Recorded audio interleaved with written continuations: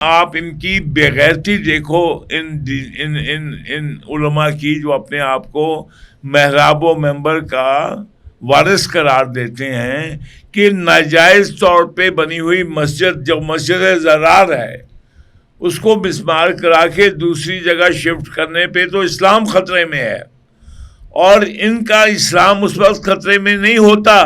جب یہ عمران خان جیسے بدکار، زانی، حرامی بیٹی کے باپ پر صادق اور امین کا ٹھپا لگا کر معاذ اللہ اسے ریاست مدینہ کا سربراہ بھی بناتے اور اپنا لیڈر بھی مانتے ہیں.